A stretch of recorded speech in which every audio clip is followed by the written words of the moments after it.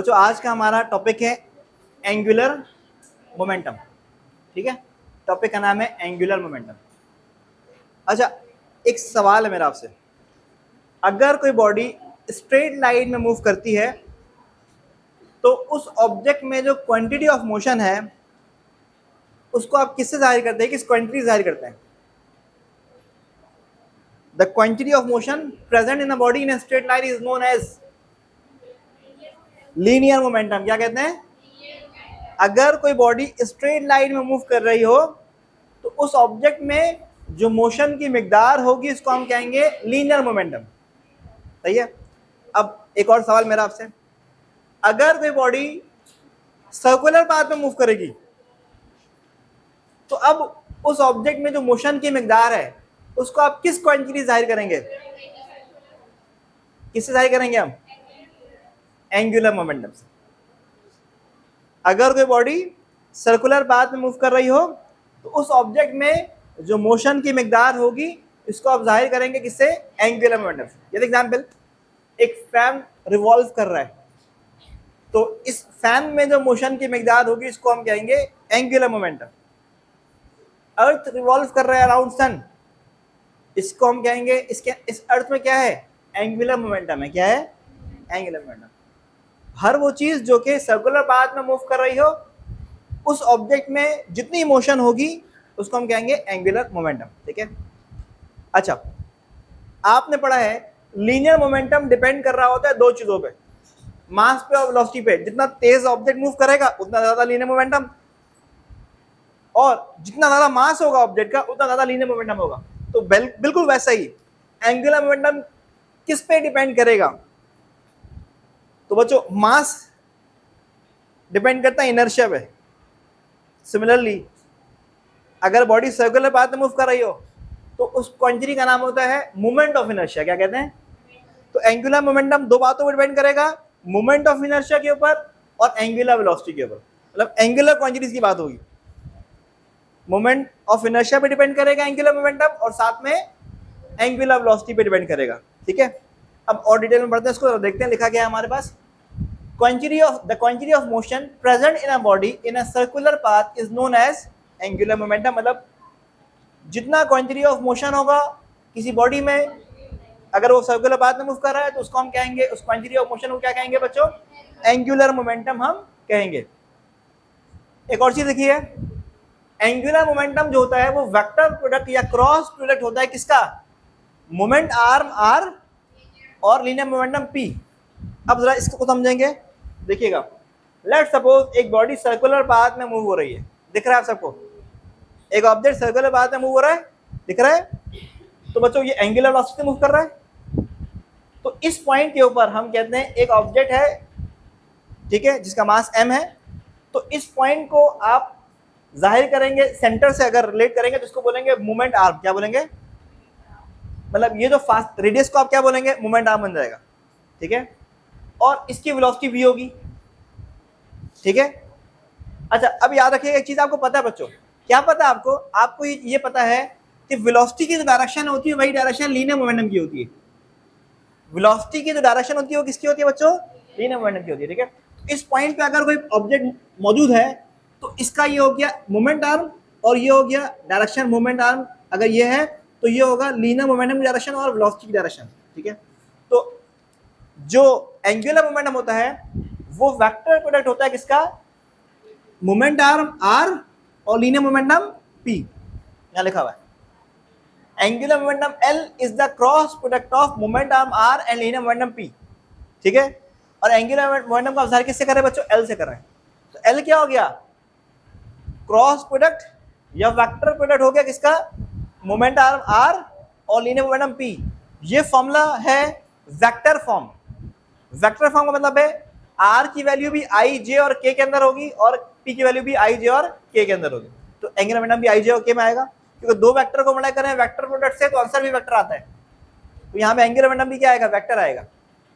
अच्छा, अब बच्चों आपको पता है क्रॉस प्रोडक्ट हटता है तो साइन लग जाता है। तो आर क्रॉस पी किसके बराबर होगा?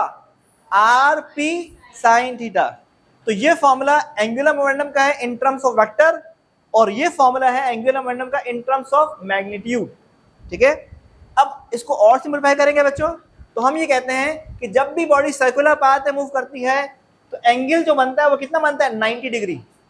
रेडियस और वेलोसिटी के दरम्यान में कितना एंगल होता है, 90 का, ठीक है। तो यहाँ लिख देंगे 90 डिग्री, और P बराबर होता है mv के, पता आपको।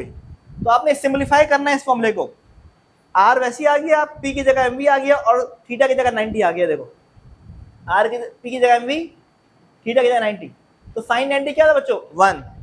तो ये अरेंज हो जाएगा, R mv आ जाएगा और फिर इसको अरेंज कर लिखेंगे mvr हो गया। तो सर्कुलर पाथ में अगर बॉडी मूव कर रही हो तो उसका जो एंगुलर मोमेंटम होगा उसके लिए एक आप ये फॉर्मूला भी लिख सकते हैं, mvr, ठीक है। अब इसकी यूनिट निकालना है बच्चों, तो यहां पर लिखा हुआ है r क्रॉस p, तो r की यूनिट मीटर है, r की यूनिट क्या बच्चों, मीटर है, और p है लीनियर मोमेंटम, लीनियर मोमेंटम की यूनिट क्या है बच्चों, न्यूटन सेकंड, ठीक है। न्यूटन सेकंड भी होता है और किलोग्राम मीटर पर सेकंड भी होता है। तो हमने यहाँ पर क्या यूज किया है, p की यूनिट न्यूटन सेकंड, और r की जगह मीटर वैसे आ गया। अरेंज करेंगे, न्यूटन और मीटर को साथ लिख दो। आपको पता है बच्चों न्यूटन मीटर किसके बराबर होता है, जूल के, तो एंगुलर मोमेंटम की यूनिट क्या हो गई, जूल सेकंड हो गई, ठीक है। अब बात होती है इसकी डायरेक्शन क्या होगी, एंगुलर मोमेंटम की डायरेक्शन क्या होगी।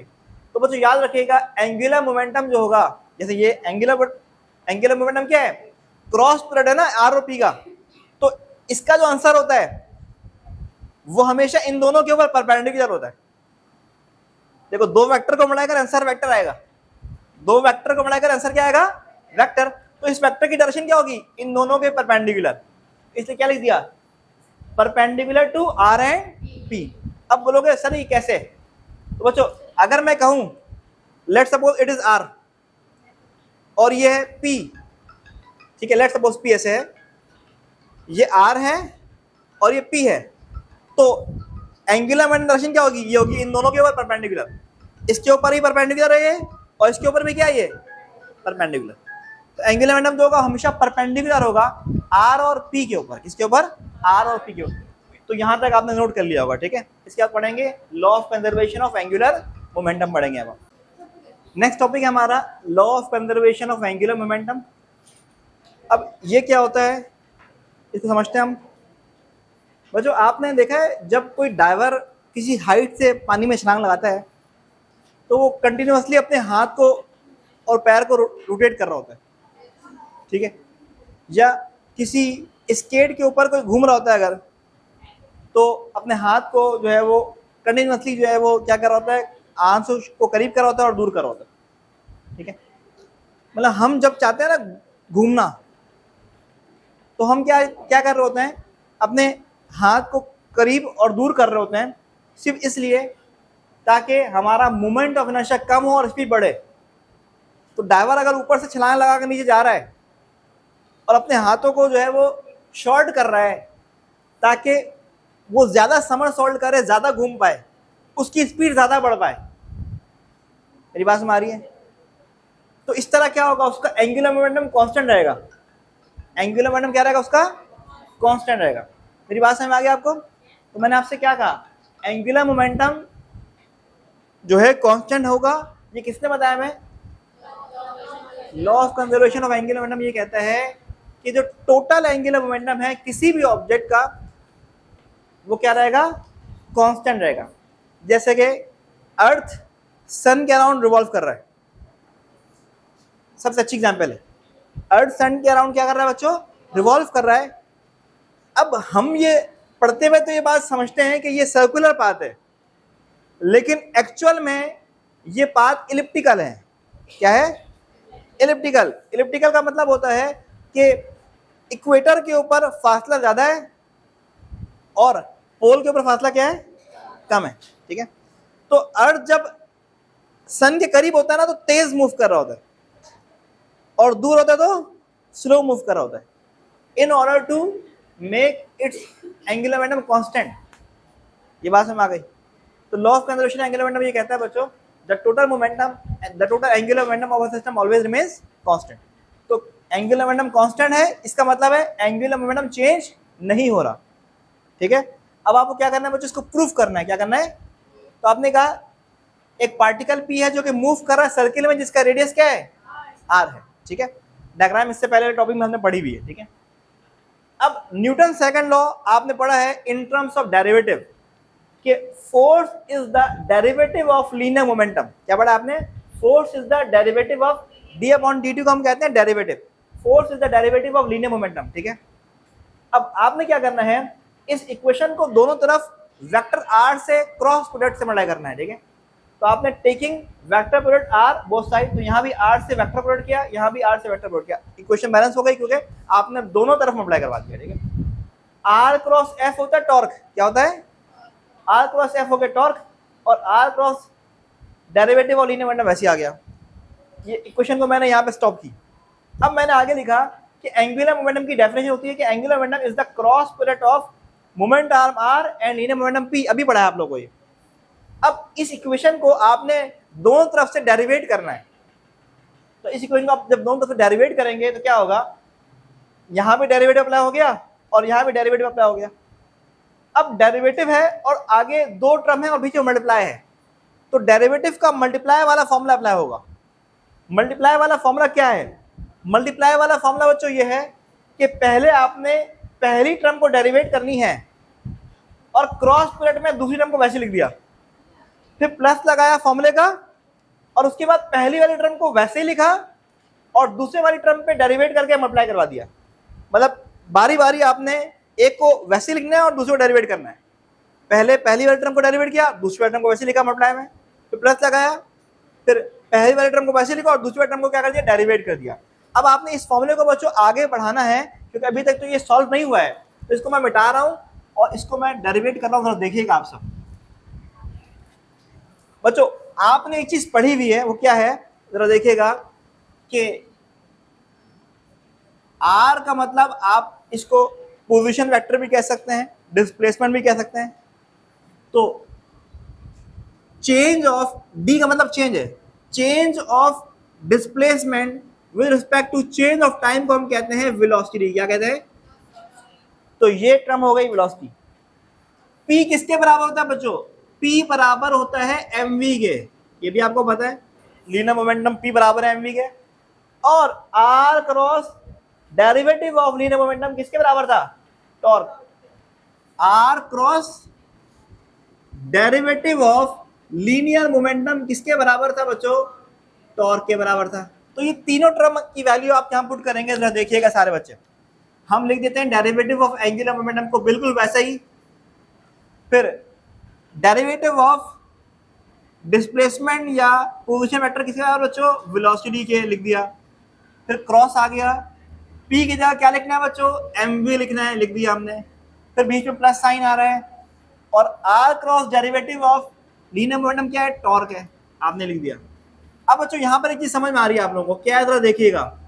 आपको बच्चों ये समझ में आ रहा है कि m स्केलर इसको बाहर लिख देंगे और v क्रॉस v को साथ में लिख देंगे, और प्लस में टॉर्क को वैसे लिख देंगे। आप बच्चों एक बात रखिएगा, दो सेम वेक्टर का वेक्टर प्रोडक्ट जीरो होता है। क्या होता है?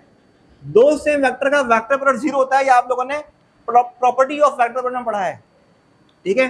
तो डेरिवेटिव ऑफ एंगुलर मोमेंटम को आपने लिख दिया, m लिख दिया, और यहाँ क्या लिख देंगे? जीरो, और यहाँ क्या लिख देंगे? टॉर्क, ठीक है। अब मास को जीरो से मल्टीप्लाई करोगे क्या आएगा? जीरो आ जाएगा, ठीक है। तो बच्चों एक चीज जरा देखिएगा आप लोग, यहां पर आपके पास आ जाएगा क्या? आपके पास आएगा टॉर्क का फॉर्मूला। क्या आएगा आपके पास? टॉर्क का फॉर्मूला आपके पास आ जाएगा। जरा देखिएगा सारे बच्चे, टॉर्क का फॉर्मूला आपके पास क्या आया? टॉर्क इज द, यहां लिख रहा हूं मैं, torque is the derivative of angular momentum. Torque क्या बच्चों? डेरिवेटिव है किसका? एंगुलर मोमेंटम का। ये एक फॉर्मूला आपके पास यहां से आ गया, ऐसा ही है। ये देखो, जीरो की कोई अहमियत नहीं है, तो टॉर्क बराबर हो गया डेरिवेटिव ऑफ एंगुलर मोमेंटम। तो मैं एक और डेफिनेशन टॉर्क की बता सकता हूं आपको कि torque is the derivative of angular momentum. जिस तरह force is the derivative of linear momentum, torque is the derivative of angular momentum, ठीक है। अब बच्चों आपको law of conservation of angular momentum में क्या बताया गया कि अगर बाहर से कोई टॉर्क नहीं लग रहा है, तो बाहर से टॉर्क नहीं लग रहा मतलब टॉर्क की वैल्यू क्या हो गई? अगर बाहर से आप फोर्स ना लगाएं मोमेंट आर्म पे तो टॉर्क बन जाता है ये। तो अगर बाहर से टॉर्क नहीं लग रहा तो एंगुलर मोमेंटम कांस्टेंट है, तो टॉर्क की वैल्यू क्या आ गई? जीरो। यहां पे आपने लिख दिया dt जीरो से बड़ा होगा, जीरो हो जाएगा ये। मैंने आपको बताया डी मतलब एक्चुअल में चेंज है, क्या है ये? तो चेंज ऑफ एंगुलर मोमेंटम क्या हो गया? चेंज ऑफ एंगुलर जीरो हो गया, मतलब एंगुलर मोमेंटम चेंज नहीं हो रहा। एंगुलर मोमेंटम चेंज हो रहा मतलब एंगुलर मोमेंटम क्या है? एंगुलर मोमेंटम क्या है बच्चों? कांस्टेंट है। एंगुलर मोमेंटम चेंज नहीं हो रहा मतलब एंगुलर मोमेंटम कांस्टेंट है, तो ये क्या हो गया?